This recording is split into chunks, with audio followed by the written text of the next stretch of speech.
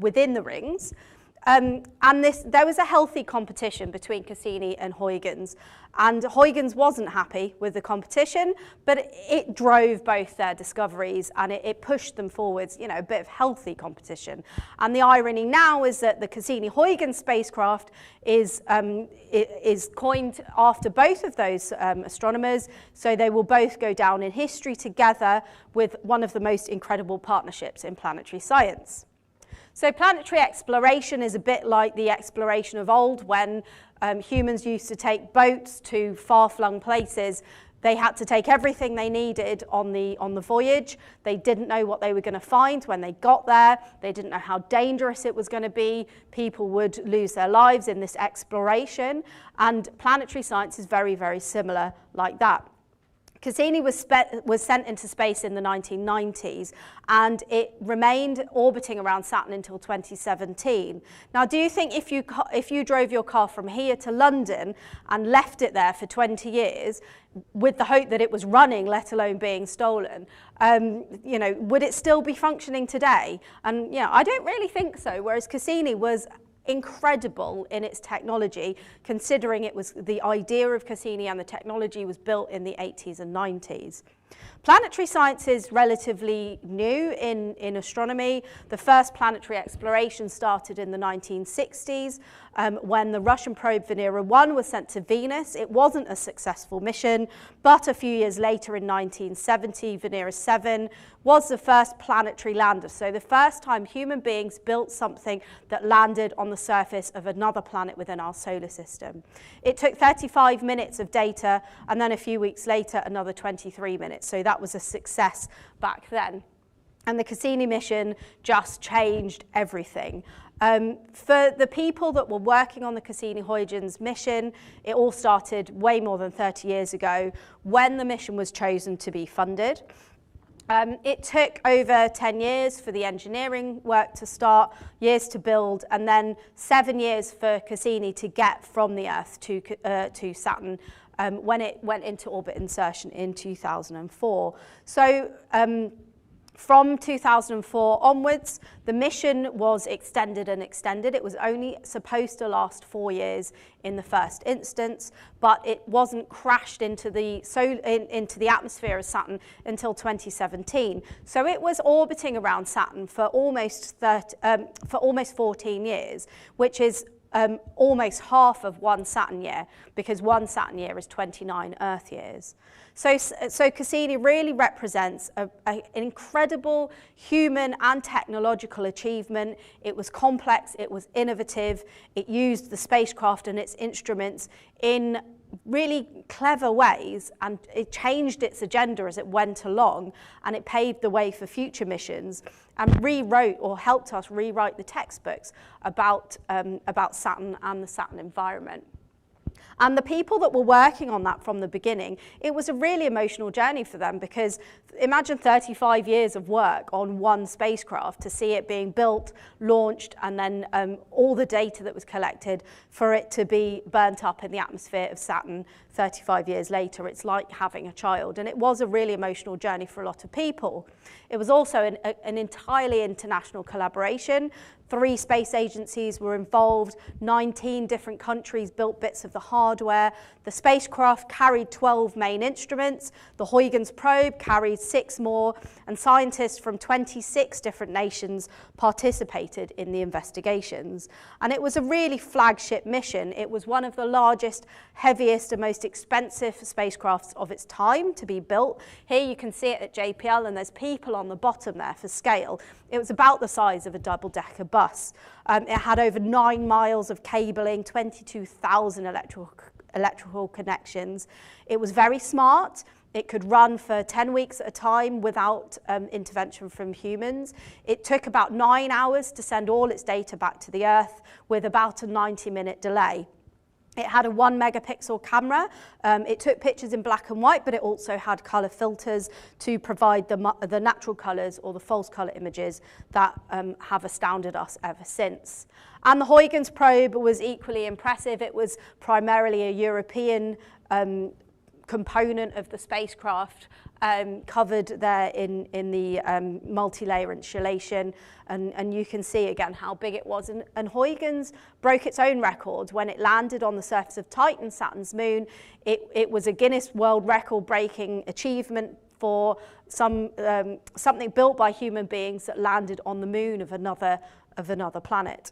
That has since and it was the furthest as well that human beings had ever landed anything. That has since changed, but in 2005 when that happened, that was groundbreaking. And the different people that were involved in Cassini are also part of the reason I like telling the story. This is a picture from the 1990s. You can probably tell by what they're wearing. This is the assembly, test and launch operations team. But the Cassini team grew and grew and grew, and there were hundreds of scientists working internationally on the Cassini team by the end of the mission. So Cassini had 12 main instruments on, capable of taking incredibly accurate measurements, atmospheric conditions, different light spectra. And although it was an international collaboration, because of the orientation of the different instruments teams had to compete over which instrument was functioning at what time. Because, for example, you couldn't point the magnetometer at the planet at the same time as pointing something else there. So they really had to kind of fight for time, but also work together to get a full picture of what was going on at the time. And it was also groundbreaking in the number of women that were PIs, so the boss of that instrument. So of the 12 instruments, I think there were 4 female PIs at the time, again, which was quite impressive. And how it worked was that each instrument was built in a different place. So I specifically worked on the electron spectrometer, which was built at the Mullard Space Science Laboratory in Surrey, down in London, part of the University College London. And the team that worked behind, the team that built that instrument and got the data from that instrument. So I was part of the ELS team when I was an active researcher, and the data would come through the spacecraft to JPL and NASA and then be sent out to the different teams across the globe. By the time it got to its sort of different anniversaries, the numbers were absolutely staggering. Sort of, you know, the billions and the hundreds of thousands of papers and the miles and the images taken and the nations participating. Again, it was groundbreaking. Remember that picture of the people from the 90s in front of Cassini? Towards the end of the mission, these were the sorts of portraits of the Cassini teams, really quite impressive.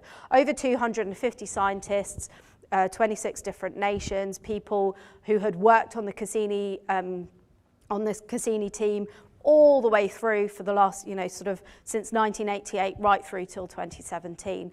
And it really was a family atmosphere. People were working together, everyone was excited by the science. And even though I haven't been on the Cassini team for some years now, I'm still in touch with many of them from America and Europe. So Cassini was launched in the 1990s. It took 7 years to get to Saturn. It used gravity assist around various different planets to aid the maneuvers. If you packed a rocket full of enough fuel, it would be too heavy to launch. And also because Cassini was going to fly around Saturn, it wasn't solar powered, it had batteries and RTG, so it used nuclear power, which was part of one of the issues at the time, because people were worried that if it exploded on the launch pad. But it did launch successfully, and it went into Saturn orbit insertion in 2004. And this was the original plan of how many orbits and loops around Saturn it would make. And it was going to explore the Saturn system in a way that had never been seen before, looking at the moons, looking at the rings, looking at the larger moons, the smaller moons, and some that Cassini the spacecraft discovered while it was up there, really, like I said, rewriting the textbooks. using the different moons sometimes as a gravity assist as well. So particularly Titan, being the biggest moon, was used as a sort of petrol station for the spacecraft, because it could convert the gravitational energy into kinetic energy and use that to slingshot it around the planet again, but also taking pictures, analysing the Titan environment during the flybys as well. So from 2004 onwards, the spacecraft was orbiting around Saturn. The positions were constantly checked, the velocities and the distances were calculated. It really was a triumph of modern navigation. And over the years, Cassini found lots of problems. It was hit by comet debris and junk. It flew just 25 kilometers from the surface of the moon Enceladus. And a lot of the programs it was planned to do were changed because of this extension in the mission, and also because of a very surprising discovery that Cassini found during its time orbiting around Saturn. And because it was there for so long, it actually was able to observe seasonal changes at Saturn. Like I said, 29 Earth years is one Saturn year. So we actually got to watch winter changing to summer at Saturn, and we could watch the orientation of the rings changing as well. So over the course of almost 20 years in space, Cassini also showed that you could teach an old dog new tricks because of these course changes, because of these surprising elements of the mission that we simply didn't expect on Earth and weren't able to program for. So it was a really, really unique mission, and such a wonderful story. And I'm going to show you some of the science that it found, but you'll see by the end that there's still a lot more to learn about the Saturn system. So moving on to the planet. Saturn is the 6th planet in the solar system. A day is about 10.7 hours. A year is 29 Earth years, so it spins very, very quickly on its axis, but goes around the sun a lot slower than the Earth. It's tilted about 26.7 degrees, so quite similar to the Earth's tilt as well. It's a gas giant, mostly made from hydrogen and helium. It's so huge that it can fit, so if you had the Earth and the Moon and you moved Saturn and its rings would fit in between the Earth. It's that massive in the scale of the solar system.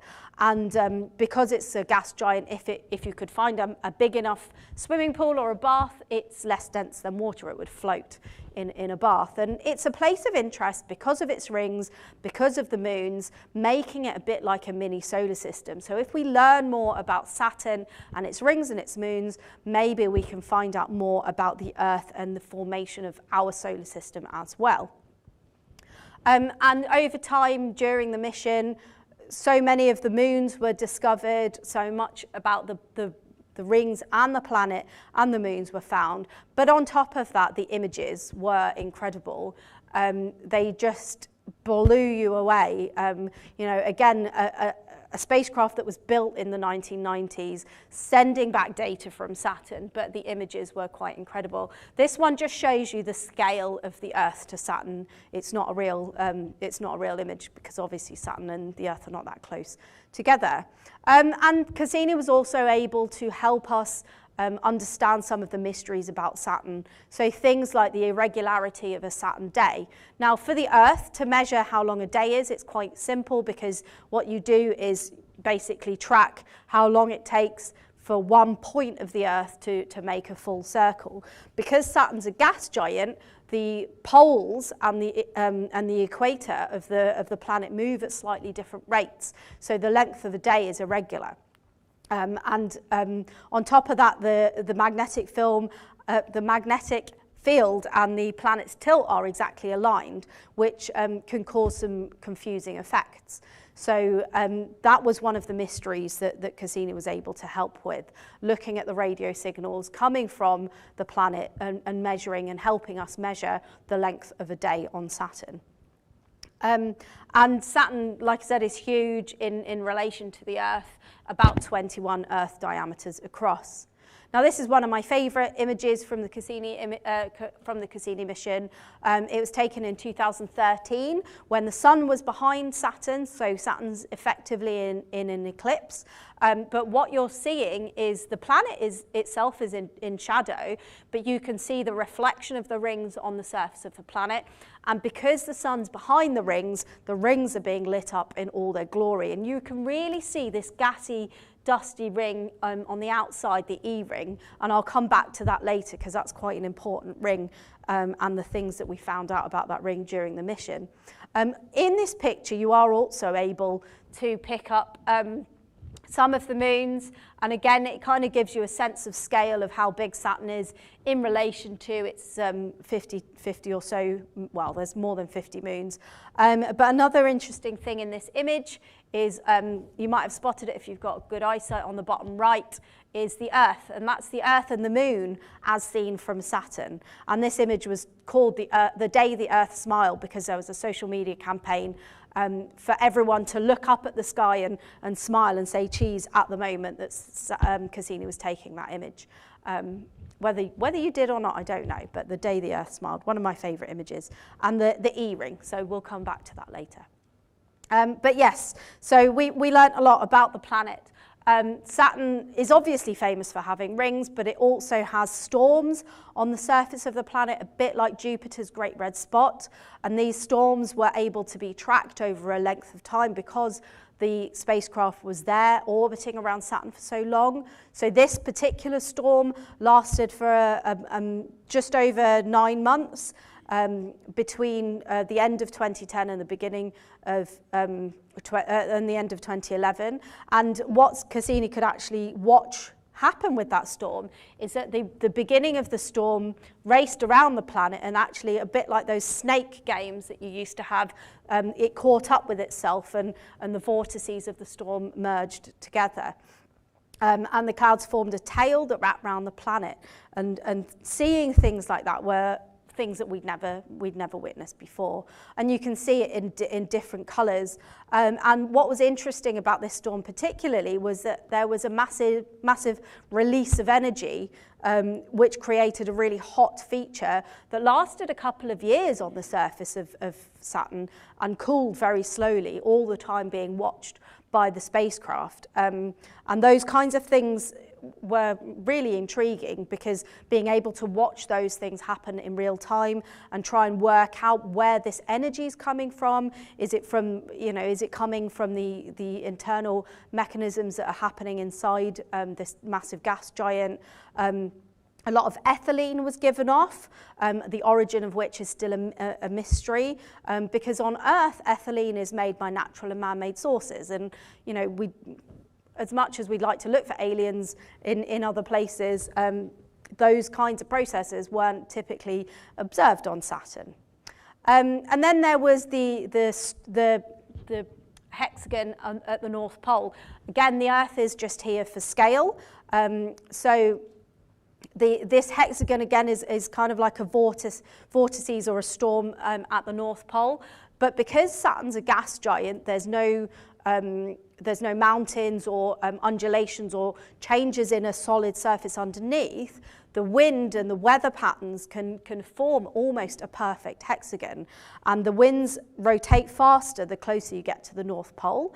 And this vortex spins at about 500 kilometers per hour.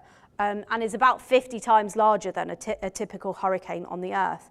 And because the mission was there between winter and summer, we could also watch changes in this hexagon, in this vortice. I can't say it today. In this storm, in this hexagon at the North Pole, dramatic changes between winter and summer. Because of the heating and the different processes that are happening in seasonal changes, changing which gases were being affected over time. And you can really see the differences between Saturn winter in 2012 and Saturn summer in 2016. And again, this would only have been documented because Cassini was there for such a long time. So it really was quite an important feature of the mission. Again, you can see, and here you can see that how regular this hexagon is. Now, you can recreate this kind of jet stream on Earth in a controlled environment. But because the Earth is a solid, and because we have mountains and sort of up and downs in the surface, in the solid surface, the wind could never make this pattern on Earth. But the images, again, are just quite incredible. You know, this is a real thing that is existing at the North Pole of, around the North Pole of Saturn. And we believe it's quite a long-lived storm as well. And then the pictures are just incredible. So this one you'd think would be Jupiter, but that's actually Saturn. Not only does it have a hexagonal storm at the North Pole, but we were also able to detect aurora at Saturn as well, and all the magnetized planets are able to produce aurora, so Saturn, Jupiter, Uranus, and the Earth as well, of course. So moving on to the rings, because the spacecraft was there for so long, it was able to witness the geometrical changes and the rotations of the rings, including equinox, so when the rings were exactly edge on. This meant that we could measure properties of the rings that we were not able to measure previously. And towards the end of the Cassini mission, it actually flew in between the planet and the rings, again collecting data that had simply never been collected before. So the rings are not solid. They are made up of like sort of very small chunks of matter, debris, dust, rock, and gas. They're very complex. There are dramatic processes. There's charged dust, there's shepherd moons, there's all sorts of structures happening within the rings. They're very, very, very wide. I think the furthest is about 12 million kilometers away from the parent planet, but very, very thin, so more like hundreds of kilometers thin, but millions of kilometers wide. And again, the imagery is just incredible. So that's Titan and one of the smaller moons in front of the rings. And then this one, that very thin black line is the rings edge on. And then there's Saturn in the background and, again, one of the moons. So the rings and the processes that were happening within the rings changed a lot during the process, during the time that Cassini was up at Saturn.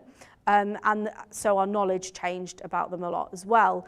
And one of the interesting features were these spokes in the rings. So I'll show this. Is that going to move? I don't think so. Hang on. That one. Right, there we go.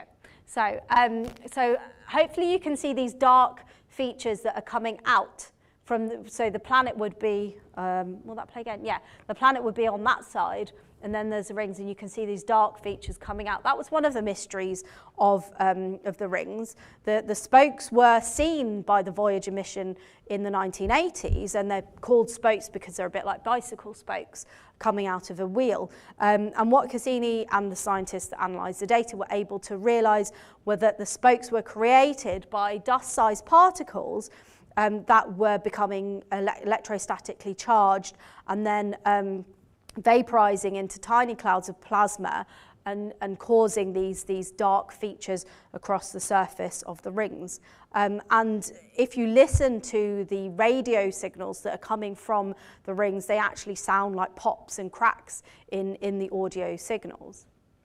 And then there were sometimes interestingly tall features coming up from the rings. So here we're looking down on the rings, and you can see on the top there's some material being kicked up, and you can tell this because of the shadow. So what analysis was done was kind of like if you were looking at the Egyptian pyramids.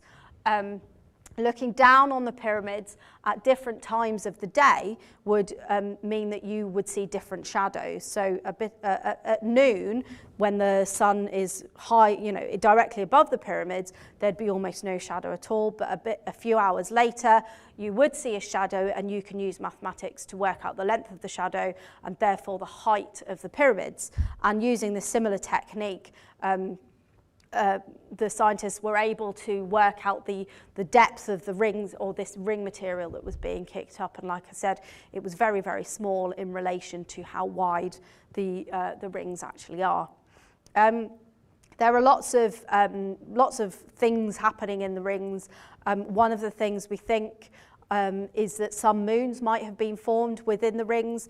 There is some evidence of this. There are also the shepherd moons, which shepherd the material due to their gravitational forces around the rings and keep the rings in shape. So these small moons, for example, Prometheus and Pandora, are very, very important in keeping the rings in shape as well. There are these unusual features, like this top left one is called a propeller, probably a very small shepherd moon ejecting material out into the rings as well, called a propeller because it looks a bit like an aeroplane propeller. And then in 2013, scientists thought that they spotted a new moon within the rings and potentially made from ring material. And it was Cassini scientist Carl Murray who spotted the ring and named it Peggy after his mother-in-law. A few years later, they were looking at the same area of the rings. They couldn't find any evidence of Peggy.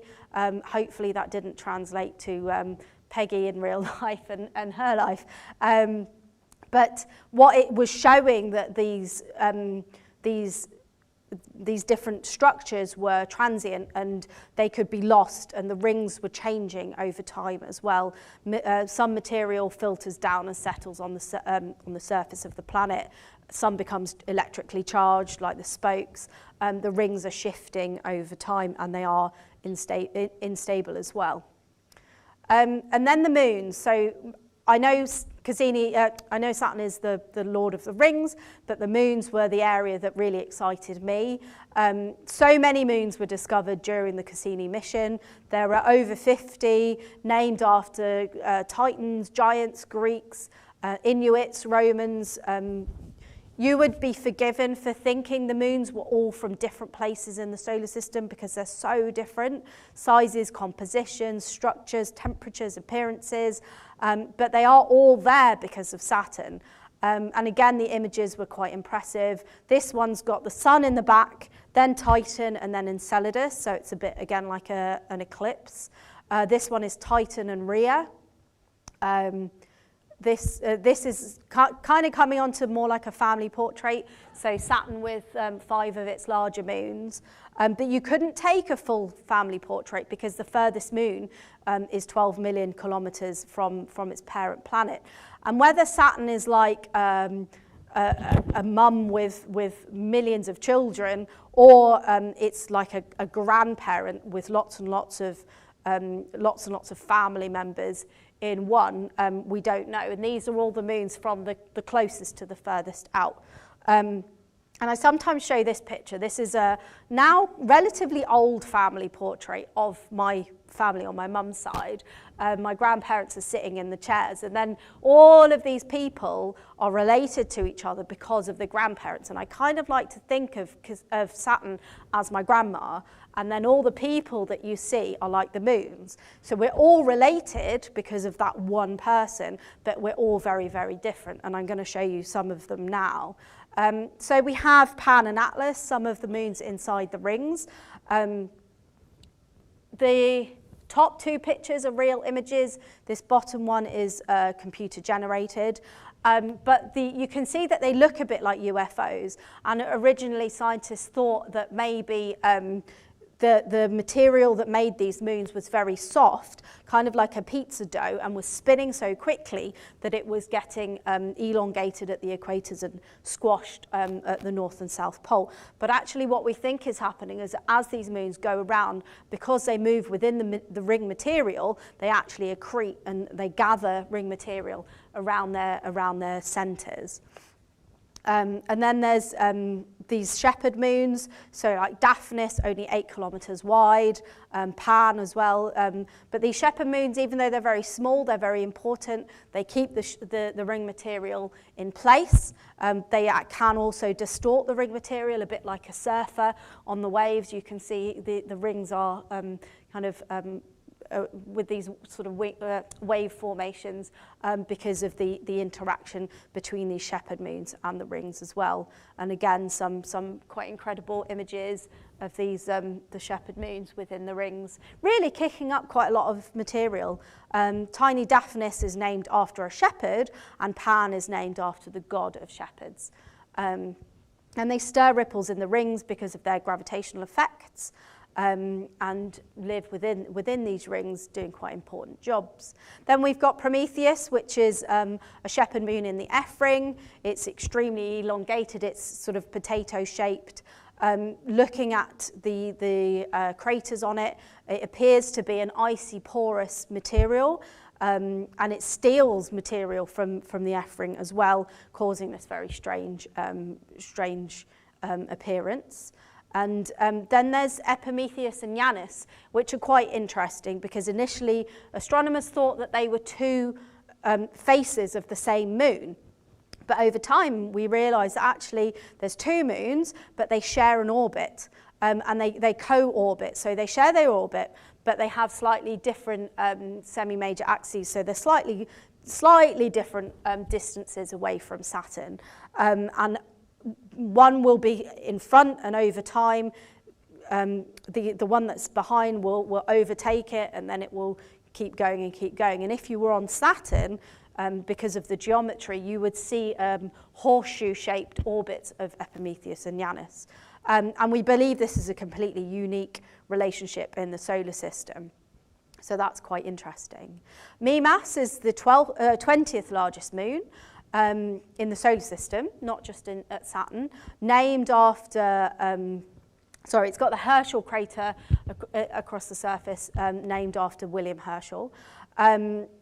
Named by his son. Now, if we had a crater that size on the Earth, it would take out the whole of Australia. And it's quite impressive that Mimas was able to withstand a crater impact that large and not smash into small pieces completely. So, but what we can see is that there are cracks on the other side because of the impact and the shock waves from that crater that crashed into Mimas a while ago. And if we look at Mimas in heat maps, it looks a bit like Pac-Man. But the heating's strange because you'd expect the crater to be the hottest part of Mimas because of the energy from the impact. But actually, it's got this kind of Pac-Man shape heating across the surface of it. We think maybe because some of the materials on the surface are thermally conductive, but it's still one of those mysteries. But we think it's to do with the different materials on its surface. We also like Mimas because it looks like something out of science fiction. Any guesses? Yeah, I'm sure you've all heard of the Death Star moon. Mimas is a few billion years old. Star Wars is not that old, so I think nature can take the credit rather than George Lucas on this occasion. Then there's these strange moons, these very small moons, like Methone, which is very, very smooth, like a boiled egg in space. Anthe, which has a ring arc of dust going round it from micrometeorite impacts of its own. And then Pallini, which is only 2.5 kilometres across. So very, very small moons, going from very small moons to very big moons around Saturn. Tethys looks pretty average when you look at it like this, but if you unravel a map of it, it's got very interesting colorations on the surface, these sort of red and blue scars and bruises, and we believe it's because of the way it again interacts with the material that is in the Saturn system. Excuse me. Charged particles will, as it orbits around Saturn, charged particles do impact on the surface and on the trailing and leading surfaces, causing this discoloration on the surface of on the different surfaces of Tethys. Dione is one of the bigger moons. It's made from ice and rocks. In this sort of image, it looks a bit like water flows, but actually those thin channels are the edges of cliffs. We thought that maybe this was evidence of early volcanic activity, but it's likely to be to do with tectonics. Dione also has an oxygen atmosphere, which is exciting because human beings breathe oxygen, but we believe it's from trapped oxygen in the ice that's then released through melting, rather than things like photosynthesis of living organisms on the surface of Dione. So it's interesting that oxygen is there, but obviously it's not really a candidate for a place that life could exist within our solar system. Rhea, again, is quite similar to Dione. It's a bit larger. It's known to have an exosphere, a sort of tenuous atmosphere made of oxygen and carbon dioxide. And Rhea, we believe, has a ring very much like its parent planet. The rocks and the dust that make up this ring are too small to be seen in the visual, sort of with cameras. So there aren't any pictures, so this is a computer-generated image. But the signals of the rings around Rhea were picked up with the electron spectrometer by one of my supervisors when I was a PhD student. So that's quite interesting to think that something so small with such a small amount of gravity in relation to Saturn could sustain a ring system in itself. Then there's Hyperion, one of the most irregular moons in the solar system. Again, remember, this is also a moon of Saturn, along with all the other ones that I've showed you so far. We believe this is made from like a coral-like substance, so very thin, very porous, very light. It's the mechanisms for its creation not quite sure yet. Iapetus is another interesting one. This is shown edge on. It's got this bulge around the equator, a bit like me after Christmas or after lockdown. But what we think happened is that when it was being formed, the two hemispheres of it came together too quickly when it was quite soft, and an equatorial ridge was pushed up from the equator, so a bit like a sort of mountain range around the equator. Excuse me. But also one of the mechanisms that it could be is that icy material upwelling from underneath the surface, then solidifying into this mountain range around the equator. And Iapetus is another interesting one, but I'll come on to that in a minute. This one is an image of Phoebe. Phoebe's one of the furthest. One of the furthest moons out from the surface, out from its parent planet. And it resides around 12 million kilometers away from its parent planet. So if you were Phoebe, this is the sort of view that you'd see.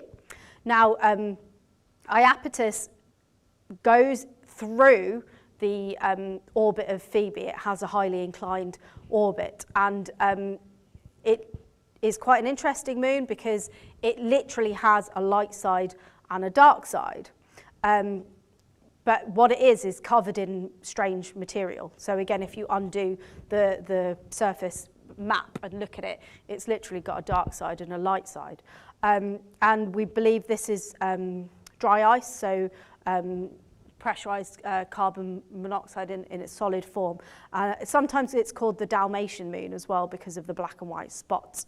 But what we realized was happening was that as Iapetus was going to the extreme edges of its orbit through Phoebe's orbit, it was actually going through one of Saturn's furthest outermost rings and accruing and collecting that material, giving it this dark side and light side. So there's so many processes going on with the moons. 2 more moons to talk about before I tell you about the end of the mission. So very quickly, or not so quickly because I love them, Titan, one of the biggest moons in the solar system, bigger than the planet Mercury. It has its own atmosphere. Before Cassini and Huygens went to Titan, we knew that Titan had interesting features like sort of the building blocks for life in the atmosphere and the potential of lakes and rivers. But now we know it's the only moon in the solar system to have a thick atmosphere, liquid lakes, a weather system like a water cycle with clouds and rain, but it's not liquid water, it's liquid methane. And there's these things called tholins, which again are like the building blocks for life in the atmosphere of Titan. There's methane, there's nitrogen, there's carbon dioxide, there's organic aerosols. There's all sorts of very interesting processes happening at Titan, suggesting that it's a bit like a primordial Earth, so a bit like what Earth was like a long, long time ago. And if we are able to study Titan in depth, we could learn more about what the Earth was like and maybe more about how we have come to be on the Earth.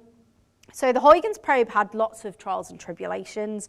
It was defunded and it was funded again. It almost faced cancellation.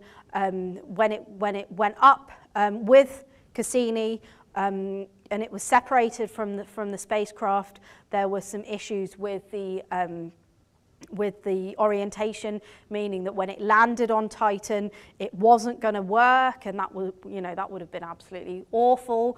It also caused the divorce of quite a few of the scientists' marriages, and it was really quite dramatic in a probe the size of a large frisbee. But when it did land on the surface of Titan, it was successful. This was a picture of the probe taken by Cassini as it left, and it landed on the surface of Titan using a parachute. It was engineered in a way that it could land on anything, because we really didn't know what the surface of Titan looked like or was made from when the probe was created. So it had to be able to land on land or water or marshmallow. These are real images. These look like computer game images, but this was images taken by the Huygens probe as it landed on the surface of Titan. It took 2.5 hours to float down.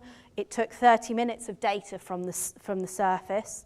It measured hydrocarbons. It measured what the sort of solidity of the surface, and it took these incredible images as well. And then when it did land, the parachute deployed, and even in the image, you can when it does get down to the ground, you will be able to see the shadow of the parachute floating away as well. And like I said, it was groundbreaking. It broke records at its in its time in 2005. I won't fast forward it because it's not very long anyway. But yeah, when I first saw this video, I thought it was something from a Nintendo or something, but it's not. And again, built in the 80s and 90s, and 7 years to get to Saturn, and then these are the sorts of videos we get back. Hang on, I will fast forward it a little bit, if I can. Oh. All right. So that was the landing image.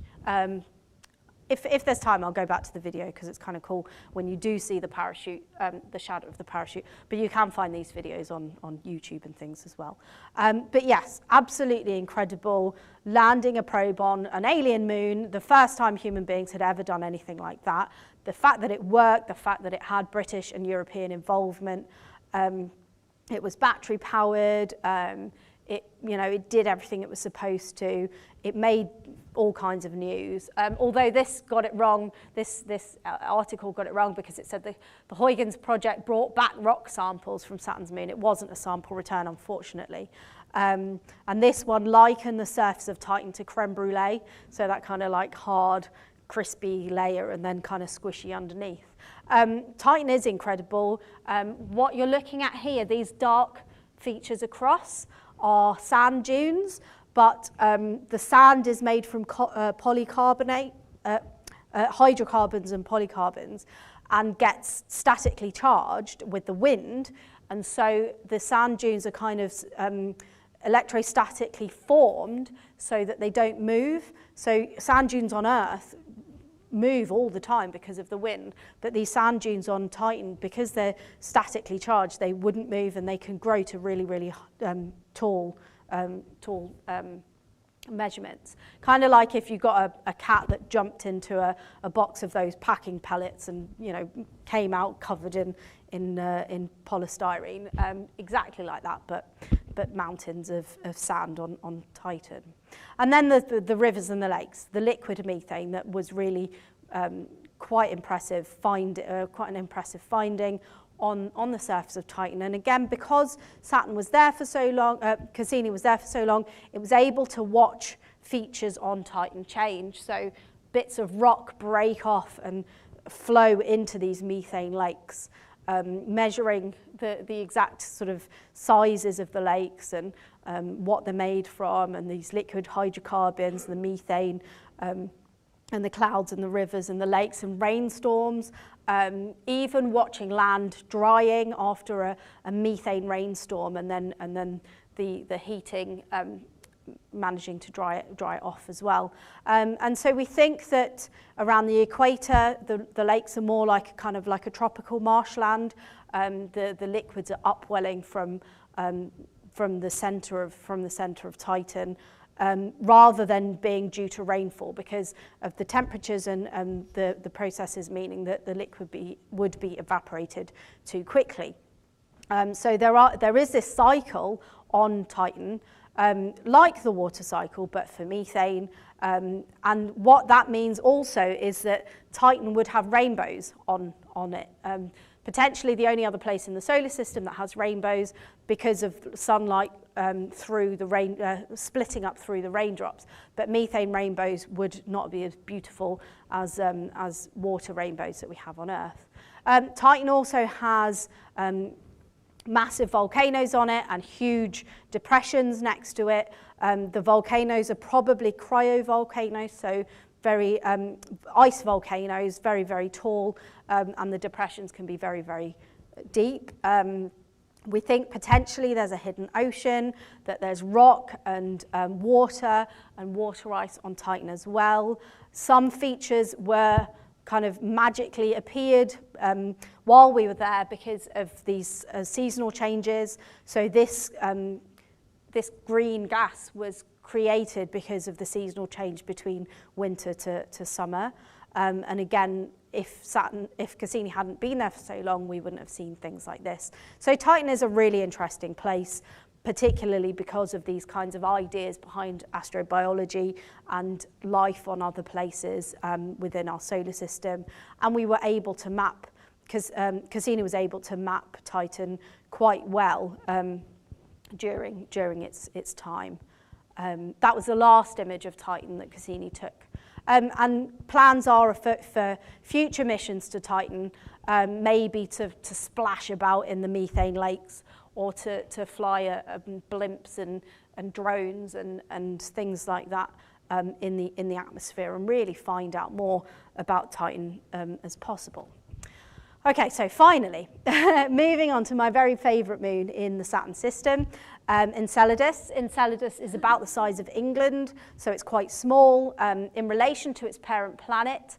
If Saturn was the size of a double-decker bus, Enceladus would be about the size of your thumbnail, but it's covered in an ice crust, and at the South Pole there are cracks in the ice, and through magnetic field measurements and through observational data, we were able to reroute Cassini to fly very, very close, just 25 kilometers from the surface of Enceladus, and find out that from the South Pole there are jets of material being spewed out into the Saturn system. And it's because of the magnetic field data that the teams convinced everyone to fly through these geysers of material. And they're called the tiger stripes because they look a bit like stripes at the South Pole. These are heat maps again of the tiger stripes, so you can see that there is some internal heating causing these plumes of material. Even though the actual moon is freezing, the South Pole has got these heated areas escaping from the cracks. And our moon isn't active, so it is quite interesting for us to see an active and alive moon. And it's kind of changed our ideas about what moons can do. The material is spewing out from Enceladus, but it also snows back down on it. Tiny grains of the material do escape into space. And because of rerouting Cassini through the plumes, we were able to taste what the material was really made from and analyse it to a degree that we couldn't have expected at the beginning of the mission. In addition to the fact that Enceladus is spewing material out into the Saturn system, because it's orbiting around Saturn at the same time, it's actually populating the E-ring that I mentioned at the beginning. And that was a mystery that was solved in the early days of the Cassini mission as well, because the E-ring is very, very different. The composition of the E-ring is very different to the other rings of Saturn, and it was realised that because of this material that's being spewed out into the Saturn system, the E-ring is actually being populated. And if Enceladus wasn't there, the E-ring would just disappear over the next few hundred years, but the geyser of material is repopulating it. So this tiny little moon is actually creating one of the rings of Saturn, which I think is quite an impressive thing to say it can do. And again, the images are just incredible. Being able to reroute a spacecraft and fly that close to the surface, fly through the plumes, measure what the plumes were made from is all quite incredible. And so the material coming from the plumes are mostly organic. Things like methane, water vapor, carbon dioxide, ammonia, nitrogen. Not only is it water, but it's salty water. And mathematical models and other models have shown us that what we think is happening is that there's an ice crust on Enceladus, but underneath the ice crust there's a liquid salty water ocean with ammonia and methane and hydrogen and carbon in it. So those kinds of building blocks for life. And now we know that at hydrothermal vents in the bottom of the ocean on Earth, we can have it's an extreme environment, but we can have microbes that live off the hydrothermal vents, eating the sulfur and eating the other chemicals created in these vents.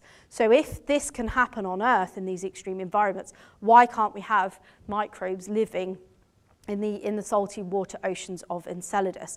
And the beauty of Enceladus is that because it's got this ice crust around it, it's a closed system, so there would be no external factors affecting a potential place for microbes to exist.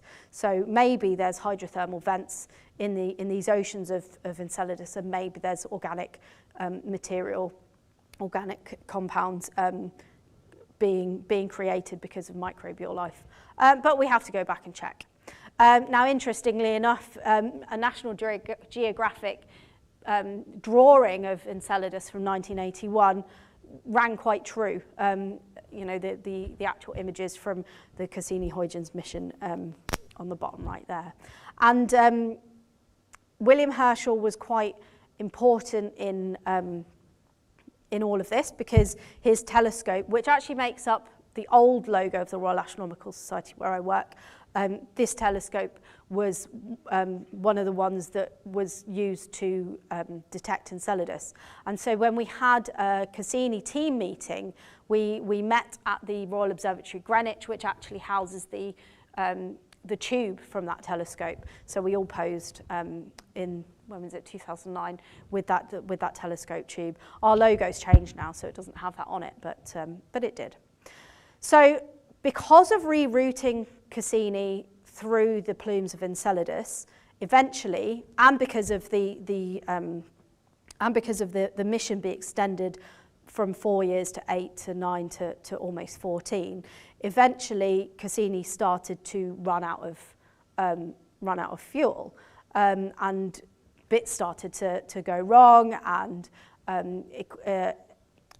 some of the instruments started to fail. This was, 13 and a half years after it was launched, after it got to Saturn. So it was incredible anyway, but by this time it did start to fail. And so the scientists had to have a discussion about what the game plan was. There wasn't a storybook ending because the mission was supposed to end in 2009. It's now 2017. What do we do with Saturn towards the end? Some of the ideas were bring it back in towards Jupiter, take some images of Jupiter. Some of the ideas were to just let it go into the outer solar system. And then scientists realized that one of the things that we could do was to fly it through on a final orbit using gravity assist of Titan through the gap in between Saturn and its rings, which would create and give us data that nobody had ever created before. So that ended up being its ending.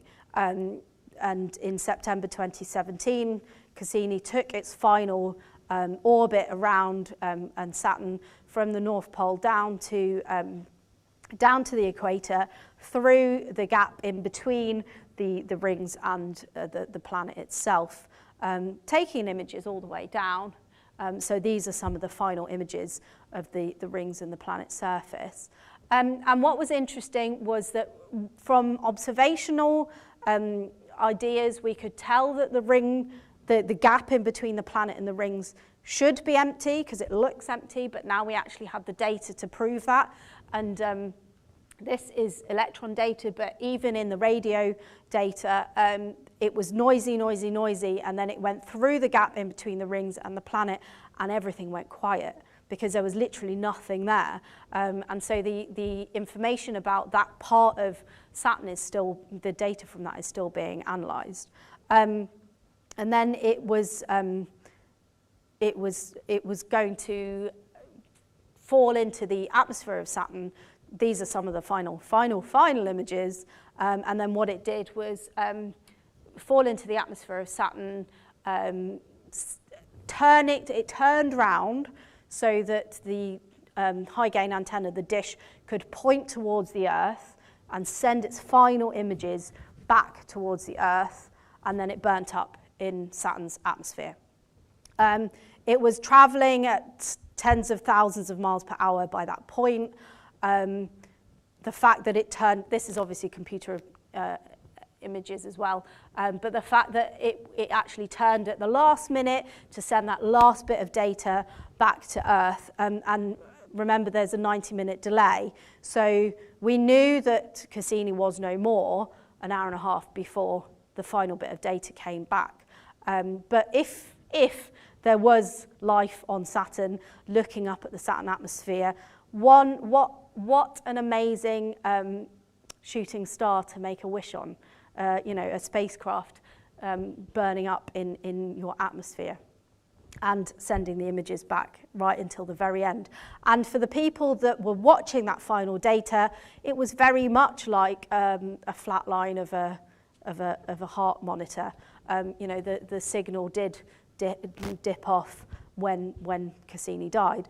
And there was masses of people that collected at NASA, at JPL, to celebrate the end of Cassini. They were watching that data fall off altogether, because for them it was, and for us, it was like a family member, saying goodbye to a family member. It was a staggering achievement of human and technical complexity, software that had never been created before, instruments that had never been created before, paving the way for future missions.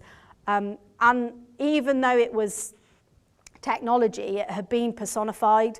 The electrics and the cables and the, all of the technology was actually behind that. It was the people and the families and the hopes and dreams of all the people that had worked on those missions on that mission for 30 or so years. Cassini really did help us understand the planet better, the length of a day, what the rings were made from, the moons, the magnetic field, what was in between the planet and the rings, and all good things end with a hug. So if you don't like to think about Cassini breaking up in the atmosphere, just think it went in for a nice little hug. And that was in 2017. It's been said that there's enough data from Cassini to last analysis for the next 50 to 100 years, depending on how it's being analysed. It's all being stored on supercomputers at JPL. But there are papers that are coming out sporadically since 2017. So these are all about the rings from 2019. This one's saying about how the rings were thought to be relatively new in relation to the parent planet. This one I like because the title from the actual paper sounds quite interesting. Bayesian analysis of Enceladus' plume data to assess methanogenesis. This is from 2021, so not that long ago. Basically what they did was mathematical models looking at where the methane at Enceladus is coming from. Then it gets picked up by different press avenues. So methane and plumes of Saturn's moon Enceladus could be signs of alien life, which is, kind of vaguely okay. But then one of the other papers, is there alien life on Enceladus? Are there microbes in its icy shell? So it's, quite funny the way it kind of gets picked up. None of the scientists have said that there are microbes on the surface, swimming under the surface of Enceladus. What they are saying is that there is methane there.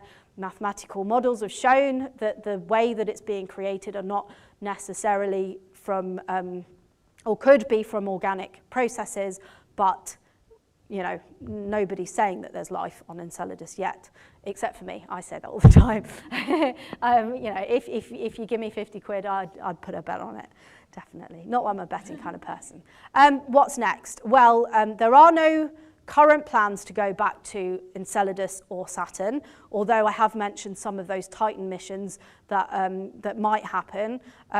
Europa, one of the moons of Jupiter, is being touted as the next kind of big place to go to because Europa is very similar to Enceladus, an icy crusted moon, potentially with a water ocean underneath. I'd love to go back to Enceladus in my time, drill through the ice, swim about in the ocean and really see what was down there. But in the meantime, all we can think of is the fact that it's been such an impressive mission, changing the way that we've really thought about Saturn and its rings and its moons, and those human stories behind the mission as well. Thank you very much.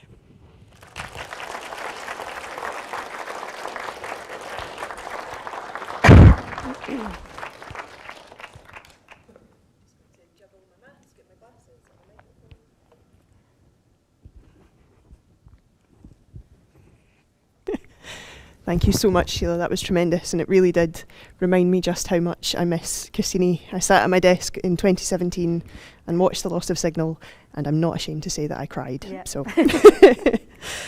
So we do have a few minutes for questions, so if anyone in the audience has one, do feel free to pop your hand up. We've also got a couple from YouTube to get started if you're sort of going to let that cogitate. So should we start with one from YouTube?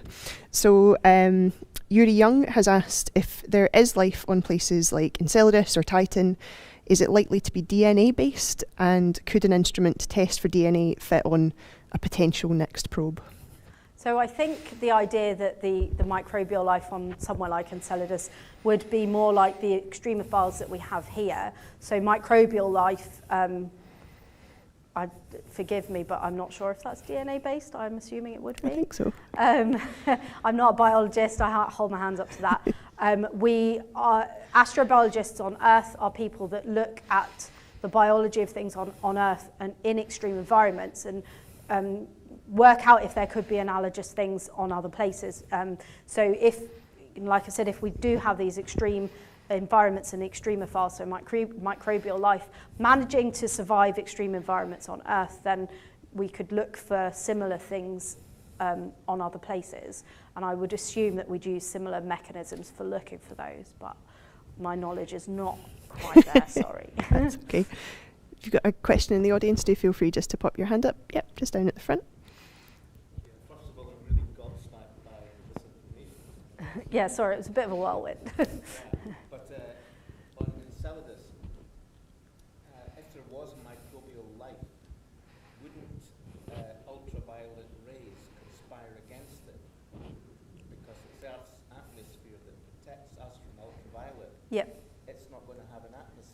Yep. of the same type. Yep. So is it prone to would life be prone to ultraviolet light?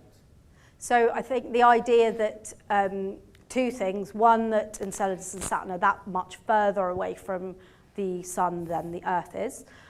So the UV coming from the sun will not be as strong, and also the fact that if there was microbial life in the ocean of Enceladus, it's protected by a very, very thick ice crust, which would act as this kind of protective shield around it. So those are the two kind of factors that would potentially protect any life that might be that might be on this beam. Smashing. We'll jump to YouTube if that's okay. Can we determine, so this is from David Orr, can we determine the rate of loss of mass from Enceladus, and how long will the moon exist if we can? Yeah, there were models looking at the rate of loss. A couple of 100 years rings in my ears from my memory that the rate that it's spewing material out into the Saturn system, but it's not just spewing stuff out, a lot of the matter is falling back down, right. So it kind of replenishes itself at the same time as well. Okay, that's brilliant. I think we've got time for maybe one more question from the audience. Yeah, right up at the back. Excuse me, it's a question about rings. You were saying a lot of the shepherd moons imperial from rings. Sorry, I can't hear you. Sorry, I was wondering about the rings. Yeah. You were saying a lot of the shepherd moons to pass through a lot of them imperial from rings. Yeah. So does that mean at some point in the future the ring will be there? No, so again, the rings are being replenished as well. So like I mentioned, that moon, or potential moon, Peggy, that they thought that there was a moon, but actually it was smashed up as well. And there are moonlets, so rocks that are too small to be called moons that do get obliterated. So it's always changing in the rings. I don't think it would get to a situation where they are all accreted into moons. The rings would remain. It's such a fascinating system, and it's so exciting to know that it is dynamic and it is sort of constantly changing. I'm afraid we are out of time for this evening's lecture. Shortly I'll be bringing the lights up a little bit more, and we'll be exiting through the same door to the one that you came in. But before you do go, I would like to ask you all in joining me in thanking Sheila for giving such a brilliant lecture. It was definitely worth 2 years' wait. Thank you so much. Thank you.